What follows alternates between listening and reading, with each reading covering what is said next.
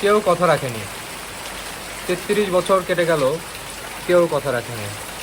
ছোটবেলায় এক বষ্টমিতার আগমনী গান থামিয়ে বলেছিল, শুক্লা দ্বাদশীর দিন এসে অন্তরাটুকু শুনিয়ে যাবে।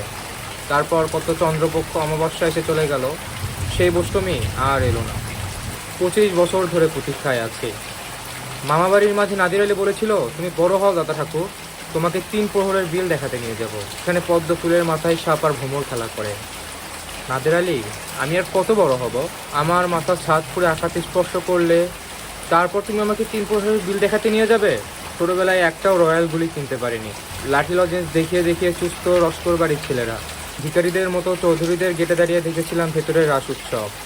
অবিরল রঙের ধারায় সুবর্ণ কঙ্কন পরা ফর্সা রমণীরা কত আমাদের হেসেছে। আমার দিকে তারা ফিরেও চায়নি। সেই রাস উৎসব, রয়্যালগুলি, লাঠি লজেন্স আমাকে কেউ ফিরে দেবে না। বুকের ভিতর সুগন্ধি রুমাল রেখে বরুণা বলেছিল, যেদিন আমাকে সত্যি সত্যি ভালোবাসবে সেদিন আমার বুকের মধ্যেও এরকম আতরের গন্ধ হবে। ভালোবাসার জন্য আমি হাতের মুঠোয় প্রাণ নিয়েছি।